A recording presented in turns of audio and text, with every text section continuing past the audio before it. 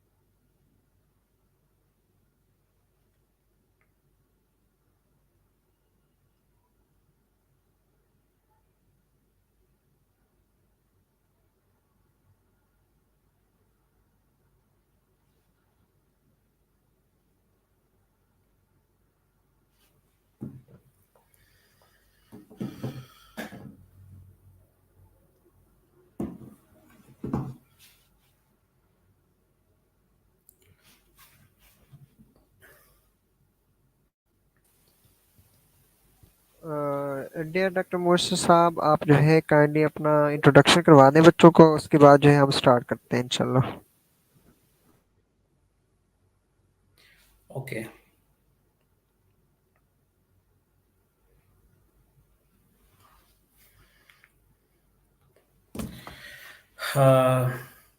Okay, my name is Musab Hamas. मेरे ख्याल में उर्दू में ही हम करें, ताकि कुछ लोग ऐसे बिगिनर भी होंगे जो बिल्कुल भी अभी स्टार्ट लेने की तरफ जा रहे हैं, तो चीज़ें थोड़ी आसानी से समझ आ जाएंगी थोड़ी मादरी ज़बान के अंदर। ओके। फर्स्ट तो आपका बहुत शुक्रिया, आपने यहाँ टॉक के लिए बुलाया। दूसरा ये कि मेरी आवाज़ बिल्कुल क्लियर आ रही है आपको? जी सर, बिल्कुल आवाज़ क्लियर है आपकी। ओके। तो सबसे पहली चीज़ जो है वो इंट्रोडक्शन का आपने कहा। मेरा नाम मुस्तफ़ा हमास खान है और मैं यूरोपीय यूनियन स्कॉलरशिप के ऊपर जो है सिलेक्टेड हूँ, और यहाँ पर इटली के अंदर मैं होता हूँ, इटली के प्रोविंस सलर्नो के अंदर, और यूनिवर्सिटी जो है उसका नेम भी सलर्नो यूनिवर्सिटी है। तो मेरा पीएचडी का जो है वो सेकेंड ईयर अभी स्टार्ट होना है, और अभी हमारी यूनिवर्सिटी की जो है वो एडमिशन्स अभी अभी हुए थे, और अभी काफ़ी सारे स्टूडेंट सेलेक्ट भी हुए हैं। सलर्नो यूनिवर्सिटी के अंदर पाकिस्तानी काफ़ी सारे सेलेक्ट होते हैं, इस वजह से मैं काफ़ी ज़्यादा मोटिवेट भी करता हूँ स्टूडेंट्स को कि इस यूनिवर्सिटी के अंदर अप्लाई लाजमी करें। जिसकी बेसिस के ऊपर मैंने अभी ये वीडियो बनाई थी, और वो तकरीबन कोई 50-60 थाउजेंड व्यूज़ पे गई, और उसकी निस्बत काफ़ी ज़्यादा पाकिस्तानी स्टूडेंट्स ने उसके ऊपर अप्लाई भी किया। और उसके काफ़ी सारे हमें वो समर भी नज़र आया, मतलब काफ़ी ज़्यादा जो है वो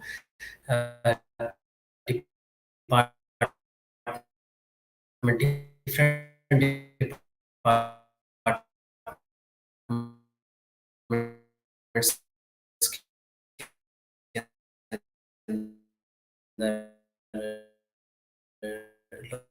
लोग आए।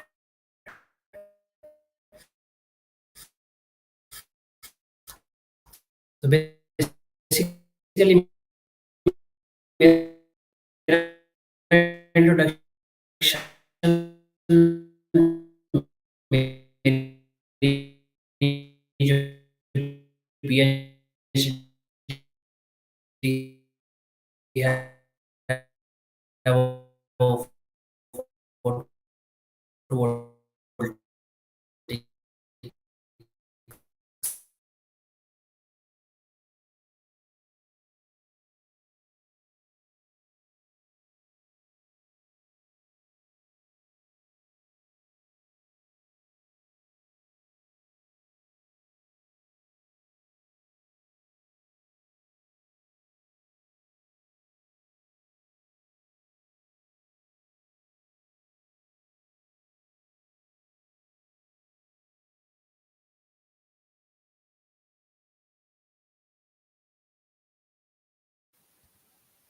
सॉरी स्टूडेंट्स, सर का जो है वो नेटवर्क इशू है, वो दोबारा अगेन ज्वाइन करते हैं तो वॉइस भी क्लियर हो जाएगी इंशाल्लाह।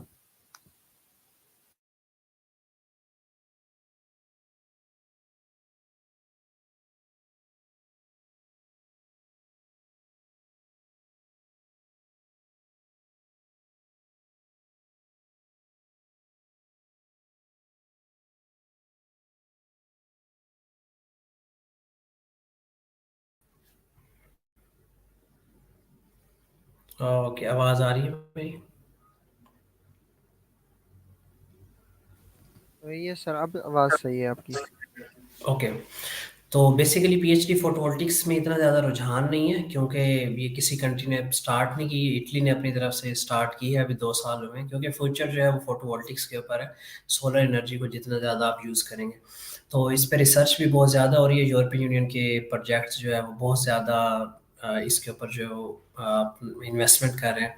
तो इसके अंदर भी अभी काफ़ी सारे पाकिस्तानी सिलेक्ट हमारी इनटेक में भी हुए थे, अब भी हुए हैं, और ये तकरीबन तीसरा साल अभी सिलेक्शन हुई है। तो मेरी पीआईडी इस चीज़ के अंदर है। बाकी जो है मेरी पीएचडी के बेनिफिट्स क्या हैं और क्या चीज़ें हैं, वो फिर मैं बाद में फिर अभी आगे आपको बताता हूँ।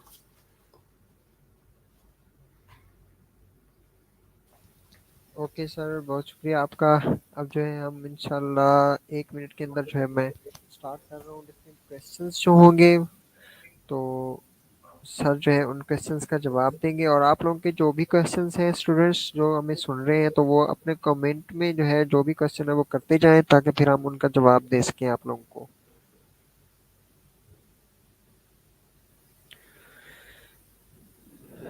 डॉक्टर मुसब, सबसे पहले तो आप मुझे ये बताएं कि different countries funded scholarship all over the world.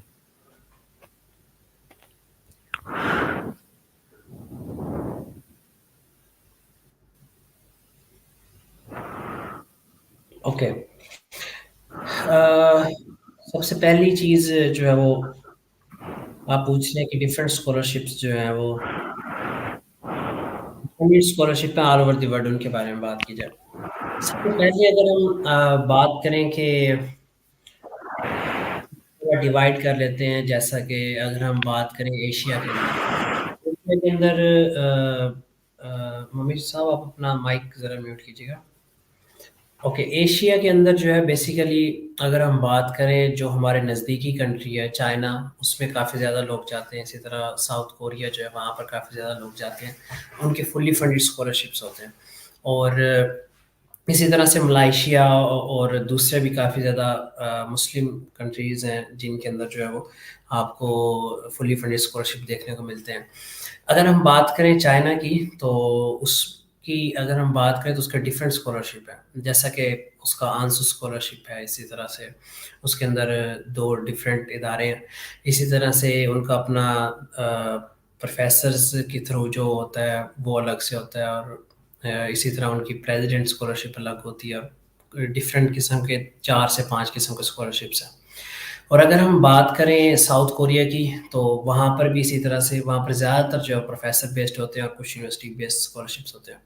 अगर हम बात करें इसकी साउथ कोरिया की, तो वहाँ पर आइट्स जो है वो नेसेसरी होता है, लेकिन इतना नेसेसरी नहीं है। अगर आप किसी प्रोफेसर से ईमेल कर कर उससे बात कर लेते हैं और वो आपको रखने के लिए तैयार है, तो फिर आपको टाइम दे देता है, आप आइट्स करके फिर उसके पास जा सकते हैं। इस तरह चाइना के अंदर आइट्स की ज़रूरत नहीं है, इसी तरह ताइवान जो है उसके अंदर आइट्स की ज़रूरत नहीं है। लेकिन इनके स्कॉलरशिप्स जो है ये कम होते हैं। मतलब अगर हम चाइना की बात करें, तो आप खर्चा करके भी जो है वो 70,000 तक जो है वो अपना बचा सकते हैं पाकिस्तानी। और इसी तरह से सेम टू सेम कोरिया और अगर ताइवान है, तो ये थोड़ी बहुत अगर कोई एक्स्ट्रा ऑर्डिनरी स्कॉलरशिप पे आप चले गए हैं, तो शायद आपकी अमाउंट हाई हो जाए। अदरवाइज मैक्सिमम केसेस के अंदर अमाउंट इतनी ही रहती है कि आप खर्चा करने के बाद इतने पैसे बचा सकते हैं, अपनी फैमिली को रन कर सकते हैं। बेसिकली पाकिस्तान से जो लोग जाते हैं उनका मकसद एक तो ये होता है कि आप लोग जो है वो तालीम हासिल करें, दूसरा ये भी होता है कि कुछ वहाँ से रोज़गार भी आए, फैमिलीज़ होती हैं उन्हें चलाना और बाकी चीज़ें भी होती हैं। और अगर बात की जाए स्कॉलरशिप्स की, इसी तरह पीएचडी के बाद की पोस्ट डॉक वगैरह की, तो चाइना बहुत हाई पे करता है। और ज़्यादातर यूरोपियन कंट्रीज से भी ज़्यादा हाई पे करता है। तो इस वजह से उस सिनेरियो में ये केस डिफरेंट हो जाता है। मास्टर्स और पीएचडी में की बात कर रहे हैं, बेसिकली जो मैं आपको बता रहा था ये पीएचडी का बता रहा था। इसी तरह से अगर हम बात करें इन कंट्रीज़ की, सऊदी अरेबिया हो गया या कुछ दुबई, और इसी तरह से और जो है वो गल्फ कंट्रीज जो है, इनकी यूनिवर्सिटीज़ के अंदर भी स्कॉलरशिप्स हैं और इनके बहुत ही हाई पेड स्कॉलरशिप होते हैं। दुनिया में सबसे हाई पेड स्कॉलरशिप है वो भी इन्हीं कंट्रीज़ का है, और अच्छी खासी अमाउंट आपको मिलती है। और अगर हम बात करें कि कितनी ज़्यादा अमाउंट जो है वो तकरीबन 4 करोड़ के लगभग तक आपको पूरी डिग्री के अंदर भी मिल जाता है, जो सबसे बड़ा स्कॉलरशिप है।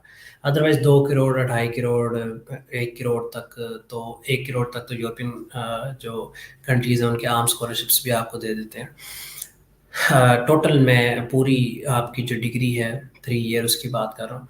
इसी तरह से अगर चाइना की बात की जाए, वहाँ पीआईडी 5 साल की है। इसी तरह से अगर यूरोप की बात की जाए, वहाँ पीआईडी 3 साल या 4 साल की है। डिफरेंट प्रोग्राम्स के ऊपर डिपेंड करता है।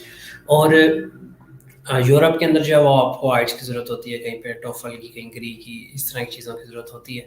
लेकिन कुछ स्कॉलरशिप ऐसे हैं जिनके लिए आपको आइट्स की ज़रूरत नहीं होती, और इसी तरह यूरोप के अंदर भी आप उन्हें फाइंड कर सकते हैं। इस तरह अमेरिका की बात की जाए तो उस तरफ हम अगर चले जाएँ तो अमेरिका में भी वो आपको ग्री जो है वो होना चाहिए आपके पास, या किसी जगह आइट्स की भी होती है, ज़्यादातर वहाँ ग्री की रिक्वायरमेंट्स है। इस तरह उसके साथ मेक्सिको कंट्री है, उसकी बात की जाए तो वहाँ पर उनकी अपनी लैंग्वेज जो है वो आपको आनी चाहिए। तो different countries language based scholarships भी मौजूद हैं। आइट्स इंग्लिश जो आपकी सर्टिफिकेट है उसकी बेस पे भी मौजूद है। और इवन कि अगर आपके पास कोई भी लैंग्वेज सर्टिफिकेट नहीं है, और आपके पास कोई आइट्स या इस तरह से प्रोफेशनल भी नहीं है, और लेकिन आपकी कंट्री में आपने तालीम इंग्लिश में हासिल की है, जैसा कि हम पाकिस्तान की बात करते हैं, तो इन कंट्रीज़ के अंदर जो है वो आसानी से आप स्कॉलरशिप विन कर सकते हैं। जैसे स्पेशली चाइना हो गया, चाइना के अंदर आपको आइट्स की ज़रूरत नहीं है। इसी तरह से अगर आप बात करें इटली की, तो इटली के ज़्यादातर जो स्कॉलरशिप्स हैं, बल्कि मैक्सिमम स्कॉलरशिप्स इटली के जो हैं उनके अंदर आपको आइट्स की ज़रूरत नहीं है। अगर आप ऐसे कंट्री से हैं जहाँ पर आपने जो कुछ पढ़ा है वो इंग्लिश में पढ़ा है, मतलब आपकी अ, जो प्रोफेशनल लैंग्वेज है वो इंग्लिश है, जो आपने स्टडी जो आपने किया है वो इंग्लिश के अंदर है, तो आप इंग्लिश प्रोफिशिएंसी सर्टिफिकेट बनवा लेते हैं और इन कंट्रीज़ के अंदर अप्लाई कर लेते हैं। तो इस तरह से हम डिवाइड करते हैं इन स्कॉलरशिप्स को कंट्रीज़ के ऊपर। स्कॉलरशिप 24/7, हर वक़्त, हर सेकंड स्कॉलरशिप मौजूद है। आप पाकिस्तान के फेसबुक के बड़े पेज उठाएँ, स्कॉलरशिप नेटवर्क उठाएँ या फिर पाकिस्तान स्कॉलरशिप लीग उठाएँ, उनके अंदर हर वक़्त पोस्टिंग हो रही है न्यू स्कॉलरशिप की। आप उनके अंदर अप्लाई करते जाएँ, ऐसा मुमकिन नहीं है कि आपको वो स्कॉलरशिप में विन ना हो। अब स्कॉलरशिप विन करने के जो तरीके हैं उस पे भी हम आगे बात करेंगे। और इसी तरह से आप लिंक्डइन का अगर आप अकाउंट बनाते हैं, तो मैं ये कहना चाहता हूँ कि अगर एक इंसान बैठ के बाहर आना चाहे और वो अप्लाई करना शुरू करे, उसके लिए इतने ज़्यादा स्कॉलरशिप होंगे, वो सब पे अप्लाई नहीं कर सकेगा। तो ये है जी total scenario all over the world. इसी तरह हम अगर बात करें उस हिस्से में चले जाएँ, जज़ीरे पे ऑस्ट्रेलिया की बात करते हैं, तो वहाँ पर भी उनकी रिक्वायरमेंट्स जो है वो आइट्स की हैं। तो हमारे पाकिस्तानी लोग जो आइट्स कर लेते हैं उनके लिए दुनिया के अंदर जगह-जगह बहुत सारे कंट्रीज़ के स्कॉलरशिप ओपन हो जाते हैं। और वो जो आइट्स नहीं करते और डरते हैं कि हमने आइट्स नहीं किया हुआ, तो अब क्या करें? तो उन्हें डरने की ज़रूरत नहीं है, उन्हें अप्लाई करना चाहिए। वो आएँ, वो कंट्रीज़ देखें जहाँ पे आइट्स नहीं है, वहाँ पे अप्लाई करते हैं, और साथ-साथ आइट्स की तैयारी करनी है, आइट्स करना है, वो आप पे डिपेंड करता है।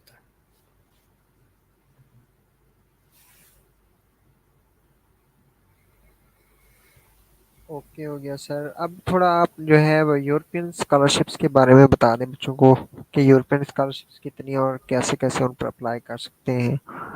ओके। यूरोपियन स्कॉलरशिप्स अगर हम बात करें, जर्मनी के 1-2 स्कॉलरशिप जो हैं वो मशहूर हैं। इसी तरह से स्पेन है, और इटली है, फ़िनलैंड है। ज़्यादातर कंट्रीज़ के अंदर जो है आपको इंग्लिश रिक्वायरमेंट ज़रूरत है, आइट्स की ज़रूरत है। लेकिन इटली वो कंट्री है जो स्कॉलरशिप भी बहुत ज़्यादा फॉरेन स्टूडेंट्स को देता है, और यहाँ पर आपको आइट्स की ज़रूरत भी नहीं है। हाँ, आपको इंग्लिश प्रोफिशिएंसी सर्टिफिकेट बनवाना होगा, और वो आपकी तो सिर्फ़ 5 मिनट की मार है। आपने अपने डिपार्टमेंट जाना है, वहाँ पर आपने उन्हें कहना है कि हमें इंग्लिश प्रोफिशिएंसी सर्टिफिकेट बना के दें, और वो आपके नाम के साथ लिख देंगे कि इस स्टूडेंट का मीडियम ऑफ इंस्ट्रक्शन जो है वो सारा इंग्लिश था, तो इसने सारे कोर्सेज इंग्लिश में पढ़े। That is the basic proof कि आपको इंग्लिश आती है। फिर आपका इंटरव्यू होगा और उसमें वो देख लेंगे आपको इंग्लिश आती है या नहीं आती। तो जब आप मास्टर्स कर जाते हैं तो तब आपको इंग्लिश आती ही होती है। हाँ, हेजिटेशन हो सकती है। अगर हेजिटेशन है, आप 10 से 20 सवाल तैयार कर लें, उनकी प्रैक्टिस कर लें और इंटरव्यू में बैठें, आप सक्सेसफुल होंगे। क्यों, मुझे याद है मेरा एक दोस्त था और वो बड़ा डरता था। उसने तो सिर्फ एफए किया हुआ था और उसे वो कहता था इंग्लिश नहीं आती। तो उसका एक यूके के अंदर जो है उसने अप्लाई किया था, और उस वक्त जो है उसने मेरे ख्याल में बीबीए के अंदर अप्लाई किया था। तो उस वक्त जो है उसका यही मसला था कि इंटरव्यू में कैसे क्लियर करूँगा। तो मुझे याद है कि 20 सवाल थे या पता नहीं 18 सवाल थे, मैंने उसे तैयार करवाए और वो आसानी से सक्सेसफुल हो गया। क्या आप कौन हो, आप क्यों यहाँ आना चाहते हो, आपका मकसद क्या है, स्टडी के बाद क्या करोगे। तो इन लाइंस को जब आप कुछ सवालों को याद कर लेते हैं तो आपकी इंग्लिश उन सवालों में से जो भी वही सवाल होने होते हैं और फास्ट हो जाती है। तो इस वजह से जो है ये कोई इश्यू नहीं है। तो यूरोपियन स्कॉलरशिप की अगर हम बात करें तो अगर आपके पास आइट्स मौजूद है तो आपके पास पूरा यूरोप ओपन है। आप डिफरेंट जो है उसके ऊपर अप्लाई करें, डिफरेंट कंट्रीज़ के अंदर स्पेन है, जर्मनी है और फिनलैंड है, अच्छे अच्छे ममालिक हैं सारे, और इटली है। लेकिन अगर आपके पास आइट्स मौजूद नहीं है तो फिर भी आप इटली अप्लाई कर सकते हैं, और अगर आइट्स है भी सही फिर भी इटली ज़रूर अप्लाई करें, क्योंकि स्कॉलरशिप ज़्यादा है, यहाँ पे आने के चांसेस आपके ज़्यादा होते हैं। और काफ़ी ज़्यादा स्टूडेंट्स लगभग मेरी आईडी के मुताबिक पर ईयर जो है वो पीएचडीज़ 200 से लेकर 300 तक जो है वो सिलेक्ट होकर पहुंच जाते हैं इटली हर साल। तो लेकिन वो डिफरेंट प्रोग्राम्स होते हैं और डिफरेंट उसके अंदर चीज़ें होती हैं। तो ये ओवरऑल है यूरोपियन स्कॉलरशिप्स का। आप अगर अप्लाई करना चाहते हैं तो बेफिक्र होकर अप्लाई करें और आप जो सक्सेसफुल होंगे। ओके सर, शुक्रिया। काइंडली जो है आप HEC स्कॉलरशिप के बारे में बच्चों को बता दें। हाँ, एचईसी स्कॉलरशिप की अगर हम बात करें तो अक्सर वो फुल ब्राइट या डैड या दाद जिसे कहा जाता है वो, या फिर कुछ मलाइशिया के स्कॉलरशिप है, इसी तरह हंगरी का है, हंगरीशियम। इन सारे स्कॉलरशिप्स के ऊपर जो है वो अक्सर ऐड आ रहा होता है एचईसी का, उनकी वेबसाइट पे भी, ट्विटर फेसबुक उनके जो पेजेस हैं। तो बेसिकली इनकी रिक्वायरमेंट्स होती हैं जो आपने मीट करनी है। तो सबसे पहले तो आपको जब अप्लाई करना होता है तो एचईसी के पोर्टल पे अप्लाई करना है, और जब आप एचईसी के पोर्टल पे अप्लाई करते हैं तो उनका वो टेस्ट जो है वो हैट वो आपने देना होता है, और उसमें आपने नंबर लेने होते हैं। और फिर जब आप वहाँ पर उसे पास करते हैं तो उसके बाद फिर जो है वो आपको डायरेक्ट किया जाता है इंटरव्यू की तरफ, और फिर एचईसी आपकी सारी रिक्वायरमेंट्स देखते हुए फिर आपको कहती है कि आप अप्लाई करें हंगरीशियम है जो भी स्कॉलरशिप है उसके ऊपर। तो उसमें वो आपसे रिटर्न भी लेते हैं कि आप जाएँगे तो इतने साल के लिए वापस भी आएँगे और सर्व भी करेंगे। लेकिन उनके पास बड़े कम स्कॉलरशिप होते हैं। एक वक़्त था लोग सिर्फ़ एचईसी की स्कॉलरशिप पे अप्लाई किया करते थे और डरा करते थे कि हम एचईसी की स्कॉलरशिप पे अप्लाई करें, हमारी गवर्नमेंट है और हमें ये जो है वो गारंटी देगी कि आपको पैसा पूरा मिलेगा। लेकिन ऐसा नहीं है, आप जिन कंट्रीज़ के अंदर आ रहे हैं ये बहुत अच्छी कंट्रीज़ हैं, ये पैसा वैसे पूरा देते हैं। आप चाहे एचईसी के थ्रू आएँ या आप अपने थ्रू आएँ। तो इस वजह से बेफ़िक्र होके अप्लाई करें। मैं ये कहूँगा, मेरी तरफ से रिकमेंडेशन नहीं है आप एचईसी की तरफ जाएँ, क्योंकि आप ऑन द बोर्ड होके ऑन द चैनल आएँगे आप एचएससी के थ्रू, और आपको फिर वो जो उनकी रिक्वायरमेंट्स हैं वो भी आपको पूरी करनी होंगी। मतलब वापस आके 2 साल, 3 साल या 5 साल जो भी डिफरेंट स्कॉलरशिप में ड्यूरेशन होता है, वो आपको वहाँ आके पूरा करना होगा। और इसी तरह से जो है वो एचईसी के अलावा आएँगे तो आपकी मर्ज़ी, आप जब मर्ज़ी स्कॉलरशिप छोड़ दें। आप स्कॉलरशिप एंड होते ही आप उस अपने कंट्री वापस जाएँ, ना जाएँ, 10 साल रहें, 20 साल किसी कंट्री रहें, तो आपसे कोई पूछने वाला नहीं होगा। लेकिन जब आप अप्लाई कर रहे हैं स्कॉलरशिप्स पे तो दैट इज़ गुड कि एचईसी पे भी अप्लाई करें, बाकियों पे भी करें। तो अगर वहाँ हुआ तो वहाँ चले जाएँ, जहाँ हुआ वहाँ चले जाएँ, तो आपके लिए बेहतर ही बेहतर है। ओके सर, अब जो है अब आप बता दें scholarship amount for different countries, क्योंकि डिफरेंट कंट्री की जो है अमाउंट जो है वो डिफरेंट होती है, और हर स्कॉलरशिप की अमाउंट जो है वो भी डिफरेंट होती है। इस पर आप क्या कहेंगे? अ स्कॉलरशिप अमाउंट के बारे में अगर हम बात करें, मैंने थोड़ा-सा आपको अभी आइडिया दिया था कि हाईएस्ट पेड स्कॉलरशिप कितने ज़्यादा है। लेकिन अगर हम चाइना की बात करें तो मैंने आपको बताया कि वो आप पैसे बचा-बचू के ना आप अच्छा खासा खा के अपना एन्जॉय करके भी 70,000 तक पाकिस्तानी बचा लेते हैं। तो यहाँ पाकिस्तान बैठने से बेहतर है यहाँ आ जाओ। जो 70,000 बचेगा वो फैमिली को दे देना है जो भी। उससे तो बेहतर है ना कि आप लाहौर जाएँ या आप इस्लामाबाद या किसी सिटी के अंदर जाके आपको जॉब करें और जॉब करने के बाद फिर आप 40-50 हज़ार आपका अपना खर्च जो है वो स्कॉलरशिप पे आए। और इसी तरह से अगर हम बात करें अ अ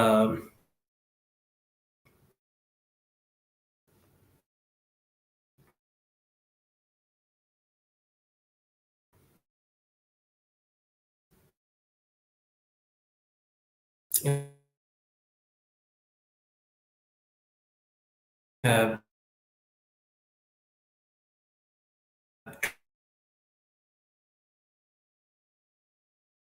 टोटल अमाउंट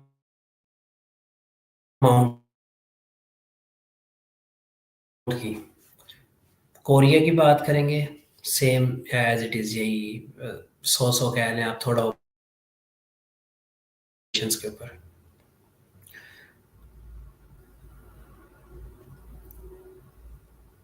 ओके, तो कहाँ तक मेरी आवाज़ आई थी? सर आई थिंक जब से आपने ये वाला क्वेश्चन समझाना स्टार्ट किया तब से आपकी आवाज़ का इशू आ रहा है, आपका नेटवर्क इशू है मेरे ख्याल में।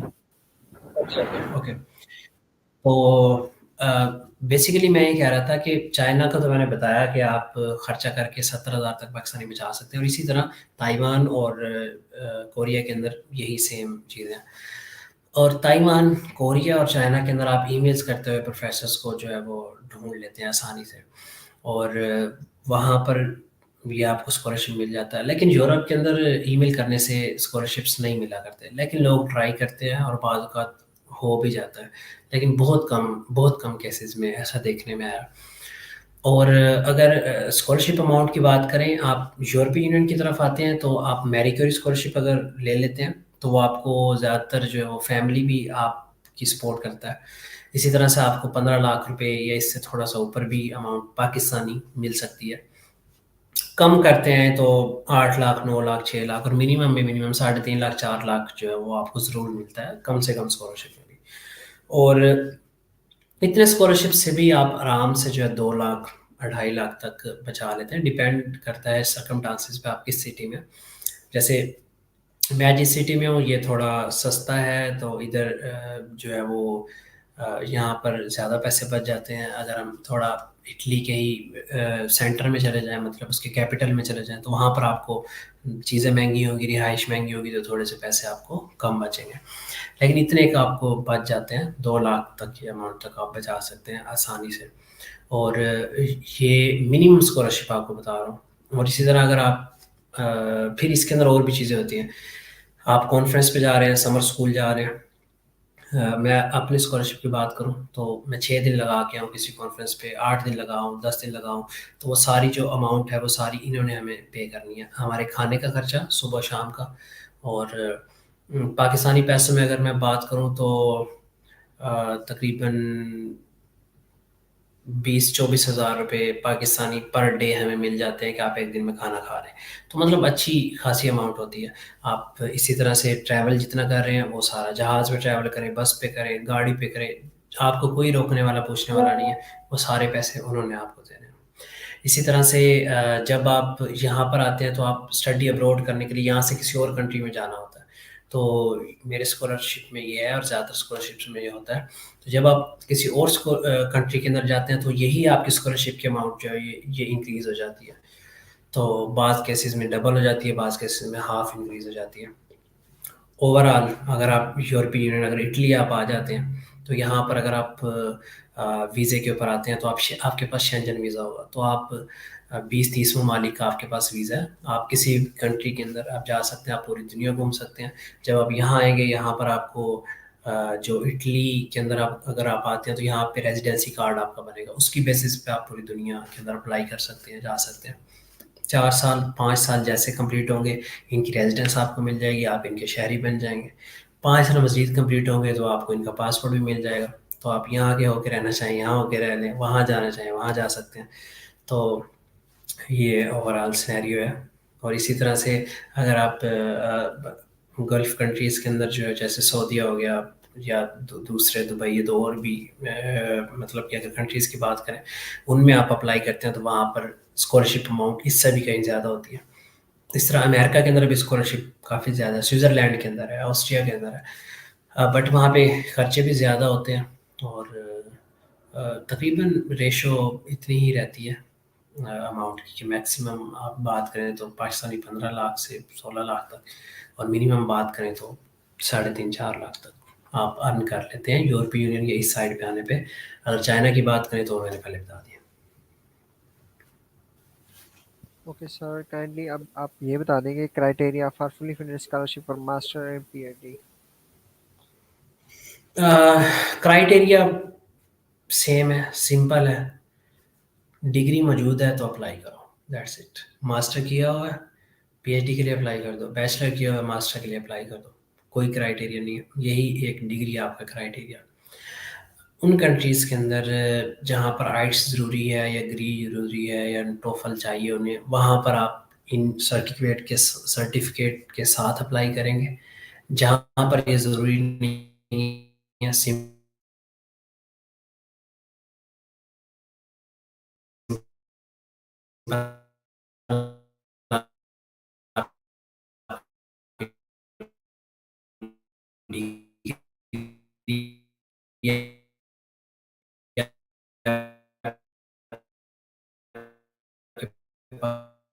पास हो आपने। Okay. Okay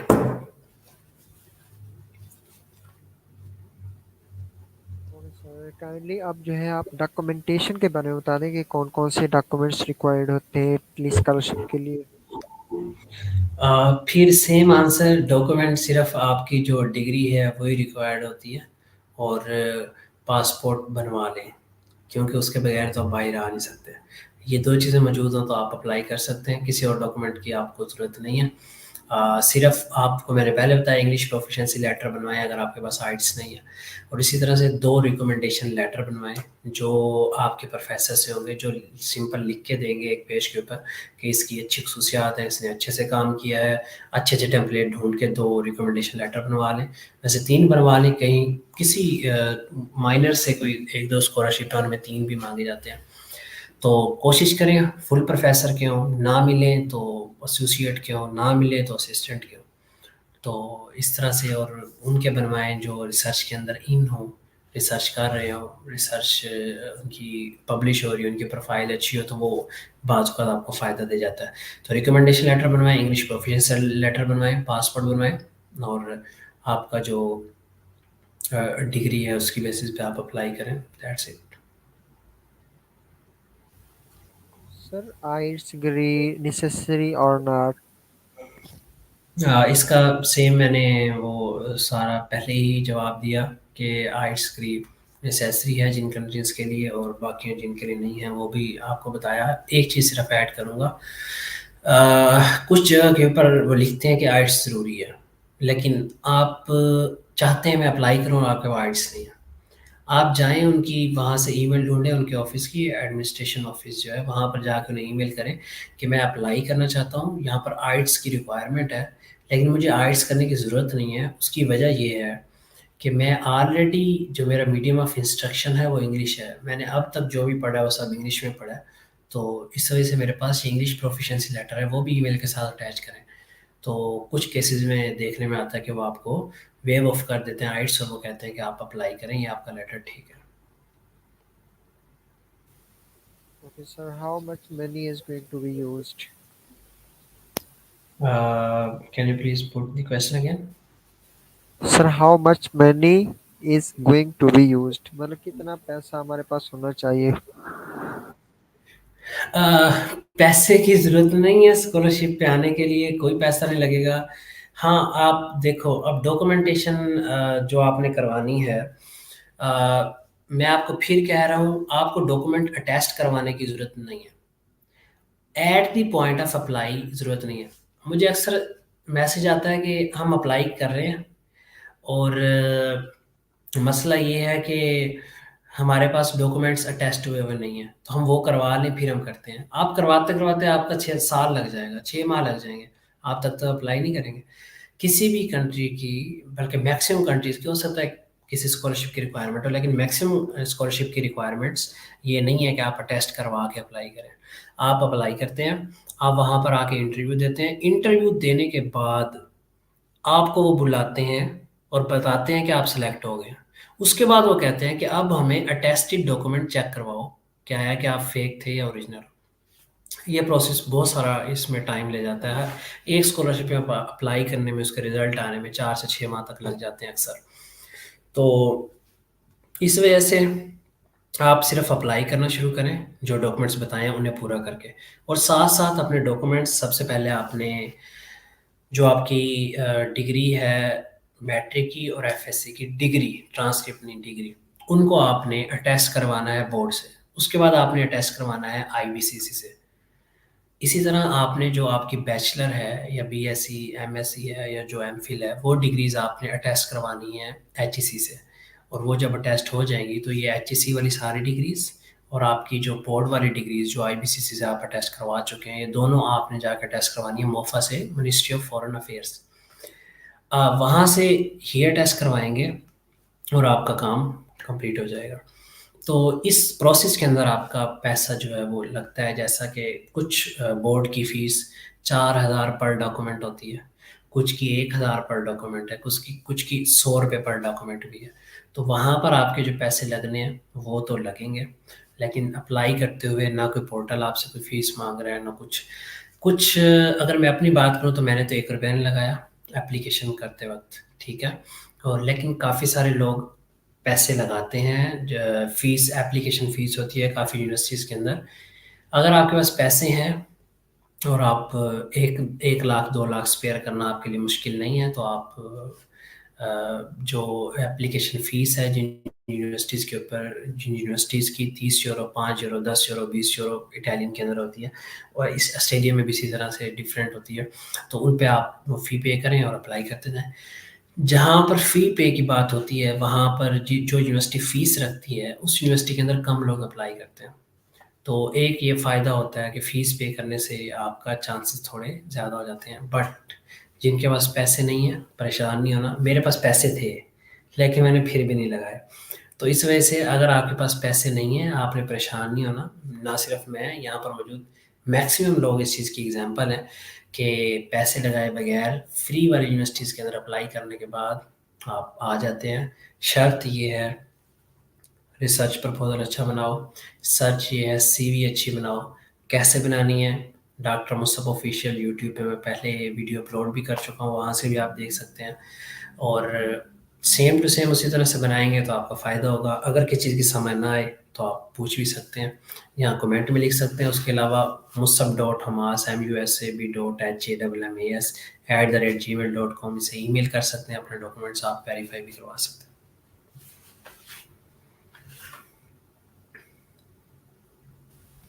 Okay, sir, kindly share your experience and suggestions about foreign life.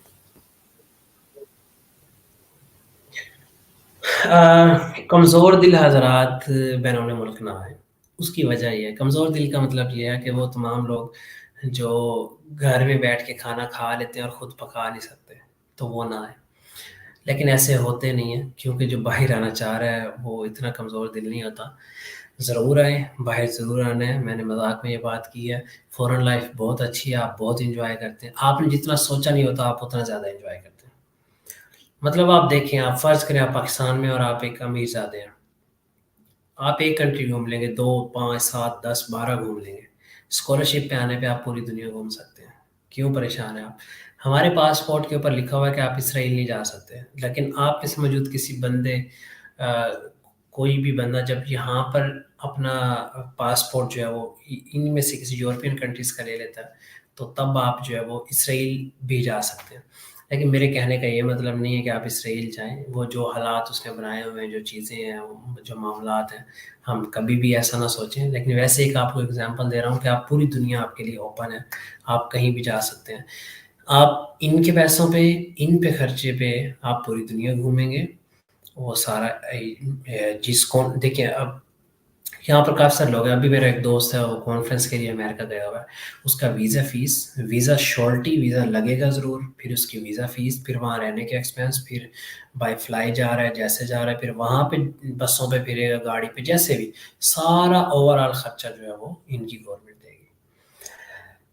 इसी तरह मैंने अगले मंथ इंशाल्लाह ग्रीस जो है वो मेरी एक कॉन्फ्रेंस है, वहाँ पे मैंने प्रेजेंट करना है। वहाँ जाएंगे, वो सारा पैसा सब कुछ इन्होंने हमें देना, रिहाइश, खाना, सब कुछ।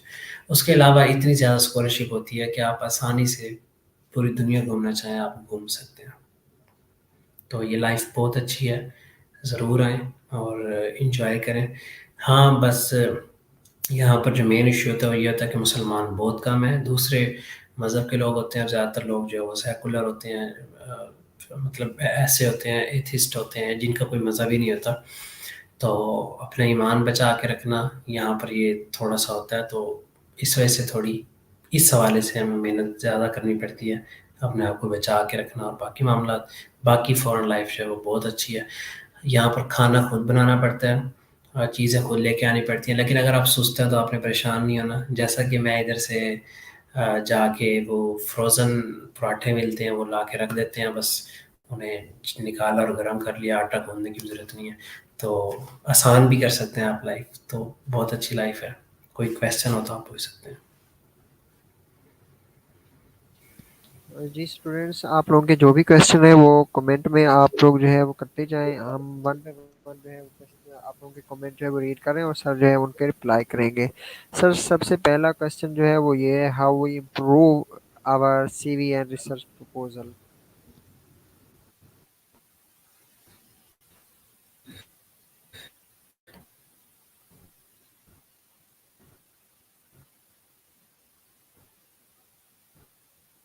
अ, अ, अ, अ, अ, अ,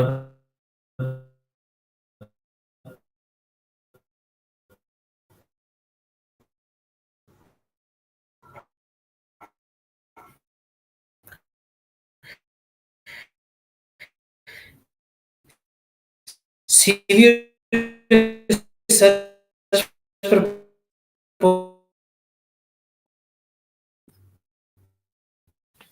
सर आपका वॉइस इशू फिर से हो रहा है, काइंडली नेट चेक करें।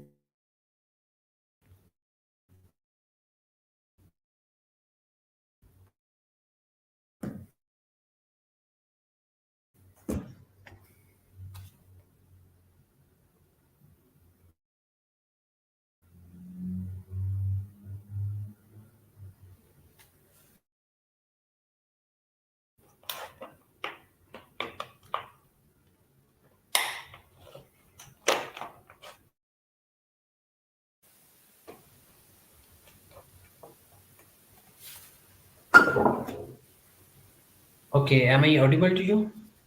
Yes sir. सर सबसे पहला क्वेश्चन ये था कि हम अपनी सीवी और रिसर्च प्रपोजल जो है वो कैसे ओके, इम्प्रूव। ओके, देखिए मेरी बात सुने। अगर आप स्कॉलरशिप पे अप्लाई कर रहे हैं तो तीन चीज़ें आपने याद रखनी है। हो सकता है कि ये वीडियो वो लोग भी, ज़रूर है, वो लोग भी सुनेंगे जो लोग अभी एम फिल कर रहे हैं या बैचलर कर रहे हैं। पहली चीज़ याद रखिएगा, बहुत ज़रूरी है, मैक्सिमम सी जी पी लें। अगर आप 4/4 ले सकते हैं, 4/4 लें। आपकी सी जी पी ए कम नहीं होनी चाहिए। That is not the concept कि यार 3 से ऊपर आ जाए बाहर अप्लाई कर लेंगे, 3.5 से ऊपर आ जाए बाहर कर लेंगे, एडमिशन मिल जाएगा, ऐसा कुछ नहीं है। अप्लाई तो आप फिर 2.7 के साथ भी कर सकते हैं, फिर कुछ जगह पे 2.5 के साथ भी कर सकते हैं। बात है आपको स्कॉलरशिप विन करना है, आपको दुनिया के लोगों के साथ लड़ के उस स्कॉलरशिप को हासिल करना है। तो स्कॉलरशिप कैश करने के लिए अच्छी सी जी पी होना ज़रूरी है। कोशिश करें मैक्सिमम सी जी पी हासिल करें। लेकिन वो तमाम लोग जिनकी सी जी पी अच्छी नहीं है, उन्हें भी परेशान होने की ज़रूरत नहीं है, वो भी अप्लाई करें, उनके लिए भी कहीं न कहीं लूप मौजूद है, वो आ सकते हैं। लेकिन आपको अपने स्कॉलरशिप के साथ आपकी पब्लिकेशन, आपकी सीवी और आपका रिसर्च प्रपोज़ल या फिर मोटिवेशन लेटर या फिर स्टेटमेंट ऑफ पर्पस, जो भी चीज़ आपसे माँगी जाती है इन तीनों में से, वो आपकी बेस्ट होनी चाहिए। पब्लिकेशन आप जितनी करवा सकते हैं आपके लिए बेहतर है, ठीक है? एक ही फ़ील्ड की हो, ये ना हो अलग-अलग फ़ील्ड की हो। एक ही फ़ील्ड की हो, आप जितनी करवा सकते हैं वो आपके लिए बेस्ट है, वो आपके प्लस पॉइंट बनेगा, जैसे सीजीपीए वाला मैंने बताया। लेकिन अगर पब्लिकेशन नहीं है तब भी आपने परेशान नहीं होना, तब भी लूप होल मौजूद है, आप आ सकते हैं। लेकिन अगर करवा सकते हैं तो ज़रूर करवाएँ, आपके चांसेस बढ़ेंगे। अब आते हैं सीवी और रिसर्च प्रपोज़ल। सबसे अहम चीज़ है ये। आपके नंबर अच्छे हैं, पब्लिकेशन है, सीवी सही नहीं है, रिसर्च प्रपोज़ल ठीक नहीं है, आप बाहिर होंगे, आप विन नहीं कर सकते स्कॉलरशिप।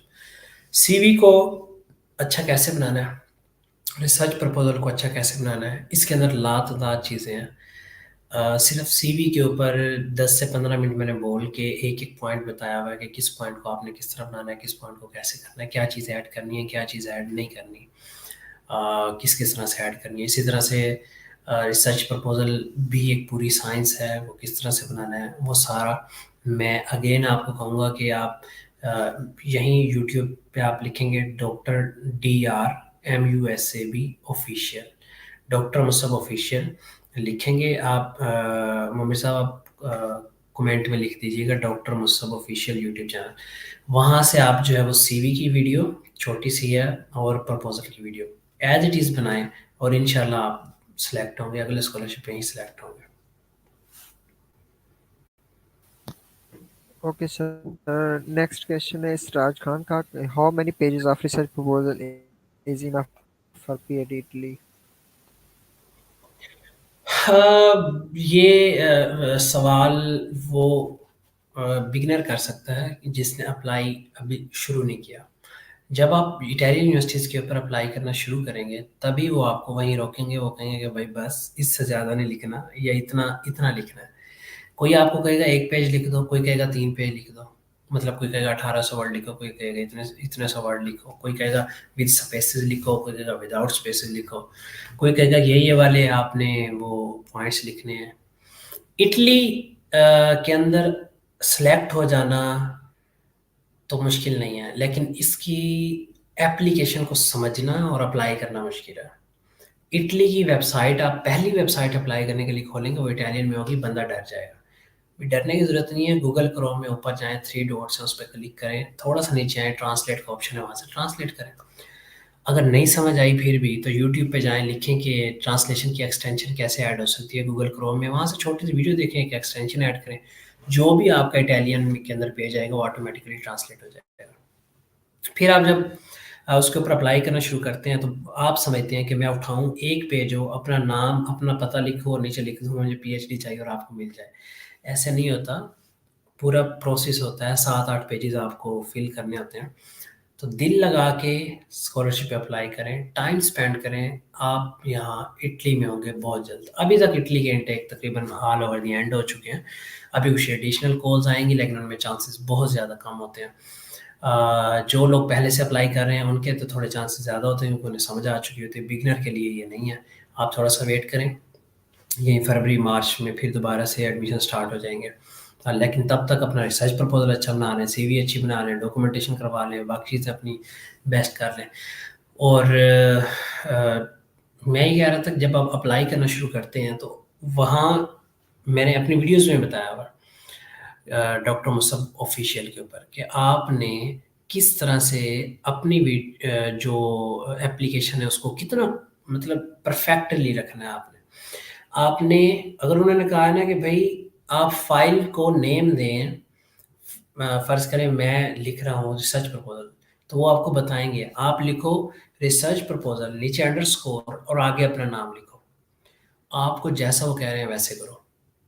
छोटी से लेकर बड़ी चीज़ तक सारी उनकी मानते हुए आप वैसे एप्लीकेशन बनाएँगे, तभी आपकी एप्लीकेशन आगे सेलेक्ट होगी। अगर आपने अब फ़ाइलों के नाम ही रैंडम दिए और उन्होंने कहा था फ़र्ज़ करें कि आप इस तरह से दें, और फिर उनके सिस्टम में फाइलेंगे तो इंटरटेन नहीं करते कि ये सीरियस ही नहीं है, ये पीएचडी के लिए बच्चा आ रहा है, ये कहाँ से सीरियस है। तो इस वजह से अप्लाई करते हुए उनकी रिक्वायरमेंट्स को देखें। उनकी कहीं किसी जगह के ऊपर आपके पास डॉक्यूमेंट डाउनलोड होगा जो 20 पेजेस और इटालियन के अंदर है, आप परेशान होंगे। आप सिंपली चाहे गूगल पे लिखें, गूगल ट्रांसलेटर, वहाँ पे उठा के उसको डालें और इटालियन से इंग्लिश में कन्वर्ट कर देगा। और भी काफ़ी सारे सॉफ्टवेयर हैं वो ऑनलाइन, वहाँ से आप उसे एक्सट्रैक्ट कर लें। तो उनकी कॉल, जब पहली दफ़ा मैं अपनी बात करूँ, मैंने इटालियन यूनिवर्सिटी में अप्लाई करने के लिए जब कॉल देखी तो वो कोई 30-40 पेजेस थे और मैं डर गया। मैंने कहा इतने ज़्यादा पेजेस, इसको सारे को कैसे मैं पढूँ? लेकिन शुरू में 2-3 यूनिवर्सिटीज़ के वो सारे पेजेस पढ़े। 2-3 यूनिवर्सिटीज़ के पेजेस पढ़ने के बाद पता लग गया कि किस जगह से हमने क्या हिस्सा पढ़ना है और क्या हिस्सा हमारे लिए नहीं है, क्या हमने छोड़ देना है। तो इसलिए दिल लगा के अप्लाई करें। व्हाट्सएप पे भी काफ़ी जो है वो ग्रुप्स हैं, फेसबुक के भी ग्रुप्स हैं। दोबारा रिपीट करता हूँ, स्कॉलरशिप नेटवर्क और पाकिस्तान स्कॉलरशिप लीग पाकिस्तान के सबसे बड़े स्कॉलरशिप के ग्रुप हैं। इनमें हर वक्त स्कॉलरशिप ओपन होती है। आप इसमें क्वेश्चन करें, कोई भी मसला है आपको, लोग आपको हेल्प आउट करने के लिए वहाँ मौजूद है। आपको क्वेश्चन मेरे सामने आया तो मैं भी हेल्प आउट कर दूंगा। उसके अलावा आपने ये मेरे पेज पे, आप यूट्यूब पे या एफबी पे, वही सेम पेज है, उस पर कोई क्वेश्चन कर लें, ईमेल कर दें मुझे, musab.hamas@gmail.com। तो आपके सवालों का जवाब देने के लिए हम मौजूद हैं।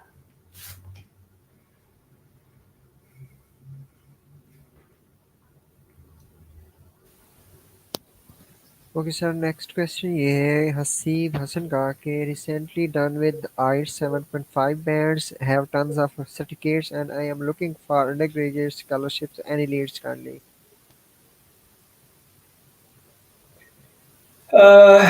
एक चीज़ तो मैं क्लियर कर दूं कि ज़्यादा स्कॉलरशिप पीएचडी के होते हैं, उससे कम मास्टर के होते हैं, उससे कम बैचलर के होते हैं। सेम इसी तरह से पीएचडी में एडमिशन लेने वाले का वीज़ा रिजेक्शन तकरीबन 99% होती है, और वो हर किसी को वीज़ा मिल जाता है। मास्टर्स की बात करें तो 40% पे आके वो उसकी वीज़ा रेशो है, ज़्यादातर वीज़ा रिजेक्ट कर देते हैं। वो भी वजूहात होती हैं, आपने एप्लीकेशन प्रोसेस सही नहीं किया, जो वीज़ा के लिए चीज़ें होती हैं। इस तरह बैचलर के लिए थोड़ी और डाउन हो जाती है। बैचलर के लिए बाहर आना मुश्किल है, लेकिन नामुमकिन नहीं है। अगर आपके पास आइट्स है और आप इसके लिए आना चाहते हैं बैचलर के लिए, तो मैं रिकमेंड करूँगा एचईसी के थ्रू आएँ। वो थोड़ा आसान है बैचलर के लिए।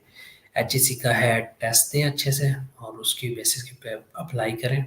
अदरवाइज़ क्योंकि वो 100% स्कॉलरशिप भी होगा। अदरवाइज़ आप खुद से भी अगर अप्लाई करना चाहें तो स्कॉलरशिप हैं, लेकिन सीट्स थोड़ी कम होती हैं। लेकिन आप किसी भी जो फेसबुक ग्रुप मैंने बताए हैं उनमें जाके आप जो है वो फाइंड करें, वहाँ से आपको काफ़ी सारे स्कॉलरशिप मिलेंगे। अमेरिका के भी मिलेंगे, यूके के भी मिलेंगे, इटली के भी मिलेंगे, स्पेन, फिनलैंड, सऊदी अरेबिया के अभी अभी ओपन भी हुए हैं, बल्कि सऊदीया के। और इसी तरह से बल्कि हर कंट्री के कोई ना कोई स्कॉलरशिप हर वक्त ओपन होता है। तो कोई ख़ास डेट नहीं होती, जैसे अभी चाइना के अभी स्कॉलरशिप अभी ओपन होने हैं। तो इस तरह से किसी भी कंट्री को जाएं, वहाँ सर्च करें, ढूंढ लें। आपको मसला हो रहा है, आप ऐसा करें, फेसबुक पे इन ग्रुप्स में जाएं, स्कॉलरशिप लीग और पाकिस्तान स्कॉलरशिप लीग और स्कॉलरशिप नेटवर्क, इन दोनों में जाके आप सिर्फ स्क्रॉल करना शुरू करें। यू विल फाइंड कि यहाँ पर कितने ज़्यादा स्कॉलरशिप है। मैं तो इन सब में अप्लाई ही नहीं कर सकता। वहाँ से अपने लिए स्कॉलरशिप ढूंढें। कोई मसला है, वहाँ कमेंट करें, वहाँ पोस्ट करें, लोग आपकी हेल्प करेंगे। जो हेल्प करनी आए उसे इनबॉक्स में चले जाएँ, उससे मदद मांगें। इस तरह ऐसा ऐसा लोग इकट्ठे होंगे, आप आसानी से जो है वो अप्लाई करते हुए बाहर आ जाएंगे।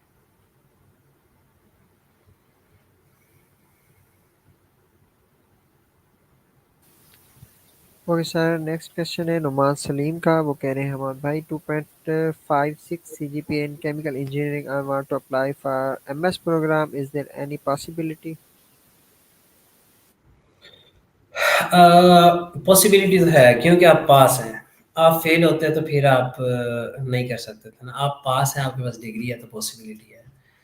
लेकिन मुश्किल हो सकता है। अपनी सीवी अच्छी बना लें और मोटिवेशन लेटर या जो भी जिस कंट्री की रिक्वायरमेंट है, रिसर्च प्रपोजल जो भी है, उसे बेहतर कर लें। अपनी कॉन्फ्रेंसेस को ये ऐड कर लें ऑनलाइन, उनके सर्टिफिकेट हासिल कर लें। इसी तरह से कुछ कुछ लोग और वेबसाइट के भी कुछ कोर्सेज करते हैं, तो अपनी प्रोफाइल स्ट्रॉन्ग कर लें, आप आ सकते हैं, क्यों नहीं आ सकते। लेकिन मैं ये कहूँगा कि आप थोड़ी अम, तो इन्होंने नुमान साहब ने बताया क्या था कि इन्होंने इलेक्ट्रिकल इंजीनियरिंग की हुई है ना, तो अगर पॉसिबल हो ये एमएस कर लें और उसमें ये नंबर बहुत ज़्यादा ले लें, मतलब अच्छे नंबर ले लें, 4/4 ले लें, 3.7 ले लें, जितनी इनसे हो सके, और फिर उसके साथ अप्लाई करें, इनके चांसेस ज़्यादा होंगे। लेकिन ये अप्लाई अब भी कर सकते हैं, चांस कम है, नामुमकिन नहीं है, मेहनत करें, ज़्यादा स्कॉलरशिप में अप्लाई करें, कहीं ना कहीं हो जाएगा। वरना 2 साल वेट करके आगे एमएस कर लें, फिर कर लें। ओके सर, मोहम्मद मुदस्सिर शाह है, वो कह रहे हैं sir I have 4/4 CGPA in MS electrical. I have published 2 paper too, but I was not selected in Salerno qualification evaluation. Kindly advise. सलर्नो लिखा हुआ, सलर्नो यूनिवर्सिटी का। जी जी, बिल्कुल अच्छा, जी, रिपीट सलेनो। रिपीट आप रिपीट कीजिएगा कि इनकी क्वालिफिकेशन क्या लिखी है उन्होंने। MS electrical। अच्छा देखें, जब आप क्वालिफिकेशन में रह रहे हैं ना, उसकी वजूहत आपको बताता हूँ। पहली वजह तो ये है कि आपकी सीवी बहुत अच्छी नहीं बनी हुई थी। ओके। दूसरी वजह ये है कि आपका रिसर्च प्रपोजल अच्छा नहीं बना हुआ था। इनमें से कोई भी रीज़न हो सकती है। और तीसरी ये है कि आपने जिस डिपार्टमेंट के अंदर एप्लीकेशन पुट की है उसको जिन कोर्सेज की ज़रूरत थी वो कोर्सेज आपने डिग्री में नहीं पढ़े। ये वजूहत हो सकती हैं। इनको आप जो है वो सही कर लें तो मसला ही नहीं है, आप क्वालिफ़िकेशन में नहीं रह सकते। क्वालिफ़िकेशन ये है कि देखिए, अब मैं आपको एक सिंपल सी एग्ज़ाम्पल देने लगा हूँ। आपने अप्लाई किया, और अप्लाई किया आपने इन्फॉर्मेटिका में, मतलब इन्फॉर्मेटिक्स डिपार्टमेंट के अंदर, और वहाँ पर जो है वो आपको पता है कि मेजर जो है वो मैथ और कंप्यूटर साइंस है, और आपकी डिग्री फिजिक्स की है। उसमें आपने बीएससी में थोड़ी सी मैथ और थोड़ा सा फर्ज करें कंप्यूटर पढ़ा था, तो इस बेसिस पे वो आपको साइड पे कर देंगे। लेकिन आप इसको थोड़ा सा अपनी सीवी को कैसे स्ट्रॉन्ग करेंगे ना, अभी से एप्लीकेशन के लिए आप अपनी सीवी में उनके रिलेटेड सब्जेक्ट शो करवा देंगे, कि अपना रिसर्च इंटरेस्ट भी उनके रिलेटेड शो करवा देंगे। आपकी जो आपने बीएस लिखा था या एमफिल लिखा था, उसके नीचे आप 2-3 सब्जेक्ट भी लिख देंगे, ये सब्जेक्ट मैंने पढ़े हुए हैं। इसी तरह से आप जो है वो जो रिसर्च प्रपोजल होगा वो भी सेम एज इट इज़ उस फील्ड का उठाएंगे और उस तरह से करेंगे।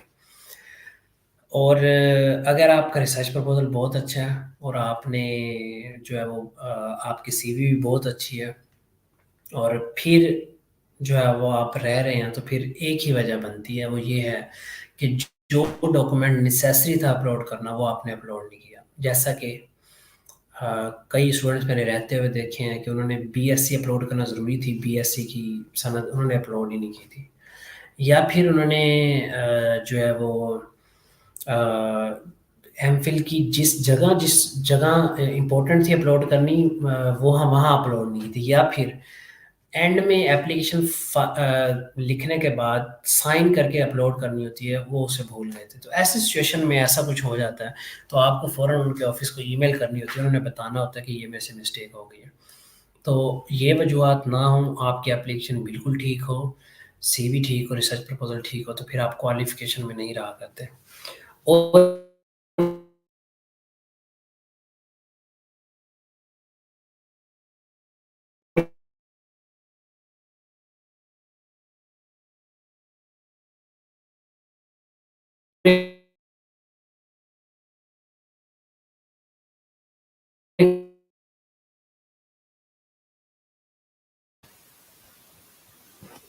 सर आपका नेट इशू कर रहे हैं। और चीज़ मैं कहूँगा, बड़ा अनप्रडिक्टेबल ओके, तो मैं ये कह रहा था अगर सीवी अच्छे, रिसर्च प्रपोजल अच्छा है, तो फिर भी आप क्वालिफिकेशन में रह रहे हैं, तो फिर उसकी वजह ये है कि आपने जो चीज़ एप्लीकेशन में अपलोड करनी थी वो आपने सही जगह अपलोड नहीं की, तो ये उसकी रीज़न है। और एक और चीज़, इटालियन यूनिवर्सिटीज़ के लिए अनप्रडिक्टेबल है। आप एक जगह एक यूनिवर्सिटी में अप्लाई करें और आप कहें मैं इधर सेलेक्ट हो जाऊँ, ये बहुत कम स्टूडेंट्स होते हैं जिनकी किस्मत साथ देती है, जिनके पीछे बहुत सारी दुआएं होती हैं। आप ज़्यादातर यूनिवर्सिटी में अप्लाई करें कि कुछ में आप एक दो में शुरू में रहेंगे, फिर आपको समझ आ जाएगी और फिर आप आगे सेलेक्ट हो जाएंगे। तो एक में अप्लाई करके रह जाना ये कोई आपकी नाकामी नहीं है। एक बंदा बैठ के 20 यूनिवर्सिटी में अप्लाई करे और 20 की 20 में रह जाए, फिर भी उसकी नाकामी नहीं है, वो लगा रहे और वो ज़रूर यहाँ पर आ जाएगा। अगर मैं अपने केस की बात करूँ तो मैंने एप्लीकेशन प्रोसेस तकरीबन कोई 5 से 7 दिन के लिए किया था और यूनिवर्सिटीज़ के अंदर अप्लाई किया था और मैं सिलेक्ट हो गया। तो इसमें कोई मेरे लिए दुआएँ घर वालों की और फिर कुछ मेहनत भी, तो वो मिक्स होकर चीज़ें थी। लेकिन यही कुछ जब मैंने आज से मतलब कि 1 साल पहले आंसू एक ही स्कॉलरशिप था, चाइना का आंसू स्कॉलरशिप, उसमें अप्लाई किया और उसी एक ही में मैं सिलेक्ट हुआ और जब इंटरव्यू हुआ, इंटरव्यू में प्रोजेक्ट सेम नहीं था, तो वहाँ से जो है वो आगे प्रोफाइल आगे नहीं बढ़ सकी, तो फिर मैंने उसके बाद अप्लाई छोड़ दिया। तो अगर मैं तब भी करता तो मुझे मिल जाता। तो ये 6-7 दिन की अप्लाई में काफ़ी सारी इटालियन यूनिवर्सिटीज़ में तकरीबन मुझे याद है कि इटालियन यूनिवर्सिटीज़ और उनके डिफरेंट डिपार्टमेंट्स मिला के कोई 12 से 13 मेरी अप्लाई थे। तो जो थोड़े से दिनों में मैंने किए थे तकरीबन लास्ट कॉल के अंदर। तो ज़्यादा यूनिवर्सिटी के अंदर अप्लाई करें, आपके चांसेस हैं आप हो जाएँगे। सर लुकमान अलवी हैं, वो कह रहे हैं कि I have applied one of the Italian universities but I am confused how they give marks to the documents. Uh, वही वही मसला है जो मैंने बताया है। अब मैं आप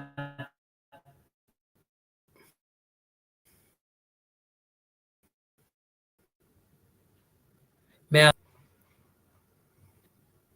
मैंने मिलानो बिकोका यूनिवर्सिटी के अंदर अप्लाई किया और ये मेरी पहली यूनिवर्सिटी थी मिलानो बिकोका। मैं और मेरा दोस्त बैठे हुए हैं और हम अप्लाई कर रहे हैं इटली की पहली यूनिवर्सिटी के ऊपर। देखिए, बिल्कुल भी पता नहीं था। इसकी कॉल डाउन की, देखा सारी इटालियन में, हमने कहा यार ये क्या है? हमने फिर ढूँढा, इंग्लिश की कॉल भी पड़ी थी, वो उठाई, फिर भी इतने ज़्यादा पेजेज़। चलो जी, पढ़ने शुरू किया, अप्लाई करना शुरू किया। जगह-जगह कहीं पे वोट लिखा हो, कहीं क्या लिखा हो इटालियन के अंदर, समझ ही ना आए क्या करना है। लेकिन पूछते 1 हफ्ता लगा दिया एप्लीकेशन कंप्लीट करने में। पहली एप्लीकेशन थी और मुझे याद है कि फिर ये जो अगली एप्लीकेशंस थी वो मैंने आधे-आधे घंटे में भी की हैं इटालियन यूनिवर्सिटीज़ की, सिर्फ़ आधे घंटे के अंदर। अब ये उसमें जब मैं अप्लाई कर रहा हूँ, तो वहाँ पर जो है वो लिखा हुआ आया एक जगह M1, M2, M3, कि आप किसके अंदर अप्लाई, मुझे नहीं समझ में आई ये क्या है M1, M2, M3। मैंने दोस्त से पूछा, उसने भी कहा यार ये पता नहीं क्या है। तो हमने थोड़ी देर सोचा, हमने कहा कॉल उठाते हैं। कॉल देखी, कॉल में समझ ना आई, पूरी कॉल पढ़ डाली, नहीं पता लगा। मैंने कहा भई मैं M1 और M2 कर रहा हूँ। उसने कहा ठीक है मैं M2 और M3 कर रहा हूँ। टिक कर दिया।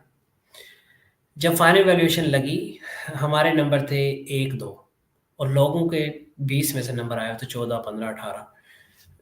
बाद में पता लगा कि बेसिक गलती क्या है कि जहाँ मैं M1 M2 में अप्लाई कर रहा था, वो मेरी रिसर्च फील्ड ही नहीं थी। तो बाद में पता लगा यहाँ वेबसाइट पे एक डॉक्यूमेंट मौजूद था जिसके अंदर लिखा हुआ था कि M1 के अंदर ये रिसर्च प्रोजेक्ट है, M2 में ये M3 में ये है। तो अपनी रिसर्च फील्ड को देखते हुए उस रिसर्च प्रोजेक्ट के अंदर अप्लाई करना था। जब आप टोटली आउट ऑफ लाइन हो जाते हैं, रिसर्च प्रोजेक्ट को छोड़ते हुए किसी और पे अप्लाई कर देते हैं, तो आप भाई फेल हो जाते हैं। आप अपनी सीवी उस पोजीशन के तहत डिज़ाइन नहीं करते, आप फेल हो जाते हैं। आप रिसर्च प्रपोजल अच्छा नहीं बनाते, आप फेल हो जाते हैं। अगर आप ये सब कुछ अच्छा बना रहे हैं और आपको लगता है कि ये बहुत अच्छा है और हो सकता है वो अच्छा ना हो, तो जो सीनियर्स मौजूद हैं उन्हें चेक करवाएँ, उसमें सेटिंग करवाएँ। अगर वो सेट करते हैं फिर भी आप फेल हो जाएँ, फिर भी आपने नहीं रुकना, आपने फिर भी अप्लाई करना है। 3 यूनिवर्सिटी, 4 यूनिवर्सिटीज़, उसके बाद आपने यहाँ आ जाना।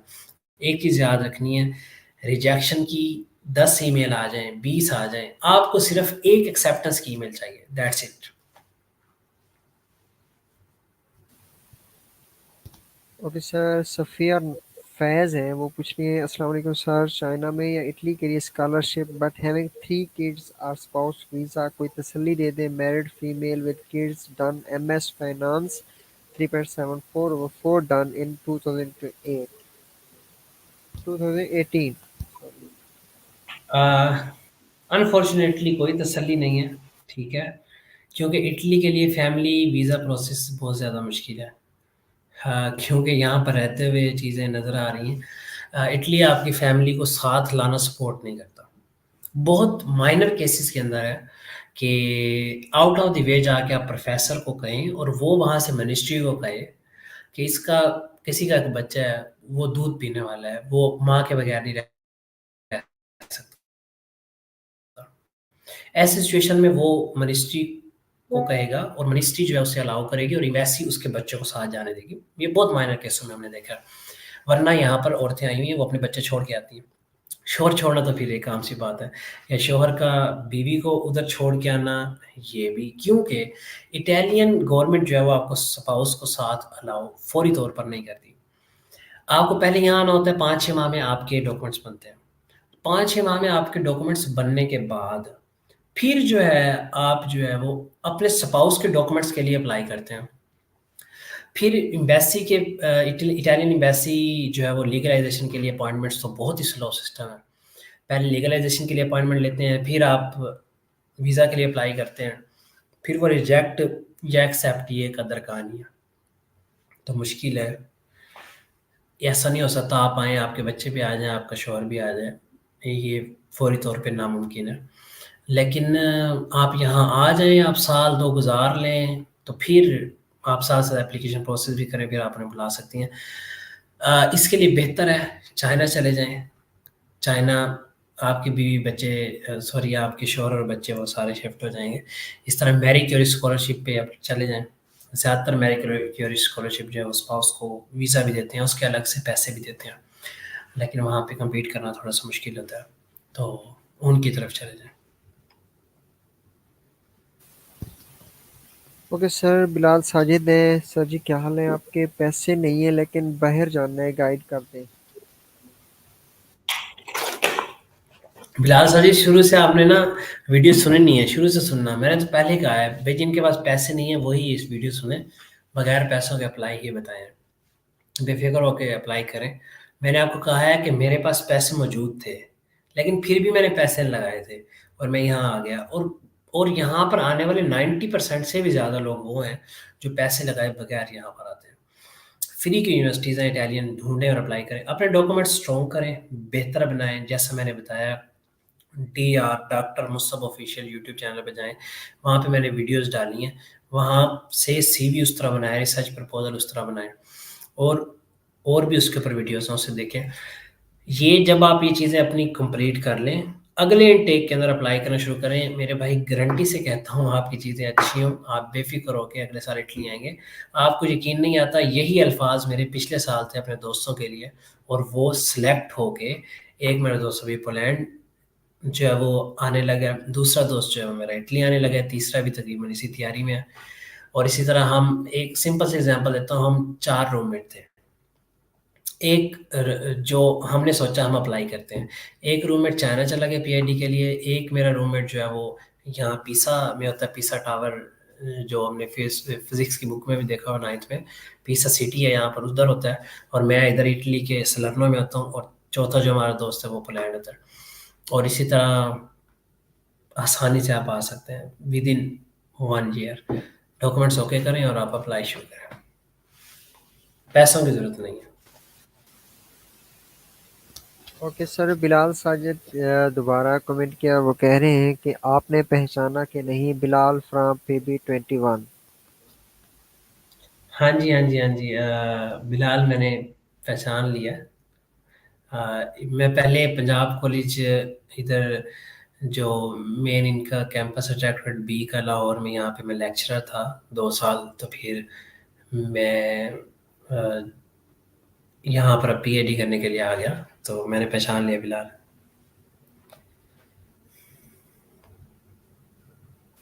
ओके स्टूडेंट्स, अगर किसी और का कोई क्वेश्चन है तो वो कमेंट में कर दें, 2 मिनट है और, वरना फिर हम जो है ये मीटिंग एंड करते हैं।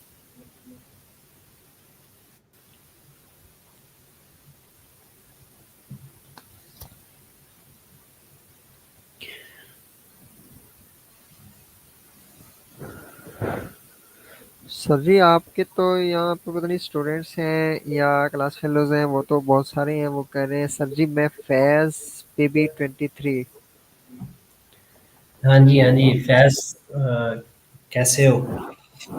वेरी बेस्ट विशेस आप लोगों के लिए। आप जो है वो अपनी यूनिवर्सिटीज़ में अब होंगे। साफ ज़ाहिर है कि अभी आपके रिजल्ट आए हैं, तो आप लोगों के सारी बेस्ट विशेस। किसी तरह से मेरी कोई कंसल्टेशन चाहिए हो, कंसल्टेशन कंसल्टेंट वाला नहीं जो पैसे लेके अप्लाई करवाता, कोई हेल्प चाहिए हो फ्री में, किसी तरह से कोई इशू हो, तो आप जो है वो मुझसे रब्ता कर सकते हैं। ओके सर, बिलाल साजिद कह रहे हैं लव यू हो गया सर जी बड्डा सारा। Love you too, love you too. और स्टूडेंट्स 1 मिनट रहता है, जिस अगर किसी का कोई क्वेश्चन है तो वो काइंडली कमेंट में कर दें।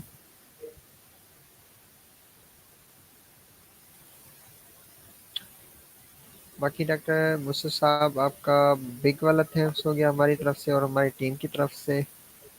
वेलकम आपने सर, अपना वेलकम। कीमती वक्त जो है वो निकाला, क्योंकि मैं आपसे जो है मेरे ख्याल में 2 मंथ्स टाइम आपसे लेने की कोशिश कर रहा था और आप बड़ी मुश्किल से जो है आपने टाइम दिया हमें। बेसिकली उसके लिए मैं आपसे माजरत करता हूँ, क्योंकि शुरू में मेरी अपनी यहाँ पर जो है वो कॉन्फ्रेंस थी। उसके बाद फिर जो है एक यूरोपियन यूनियन का प्रोजेक्ट था, उस पे काम कर रहे थे। फिर पाकिस्तान में चला गया तो सारी एक्टिविटीज़ एंड कर दी थी, फैमिली के साथ टाइम। फिर अभी आते ही अभी लैंड ही किया था, फिर मिलान में फिर एक समर स्कूल था, वहाँ पे साइंटिफिक मीटिंग्स थी तो वहाँ पे थे। तो नहीं, इंशाल्लाह लोगों की जो है वो रहनुमाई के लिए इंशाल्लाह हमारे वक़्त मौजूद है। कोशिश करते रहेंगे कि हमारे पाकिस्तान भाई बहनें जो है वो यहाँ पर आती रहें और पढ़ते रहें, पैसे हासिल करते रहें और मुस्तकबिल अच्छा बनाते रहें। इंशाल्लाह दोबारा भी कोई टाइम निकाल के थोड़े बहुत पैसे कर लेंगे, कोई इशू नहीं। ओके सर, इंशाल्लाह। बहुत थैंक यू आपका। चलें हम मीटिंग जो है अब एंड कर रहे हैं। Okay, okay, okay okay. Students, Allah हाफिज़, मिलते हैं नेक्स्ट सेशन में इंशाल्लाह।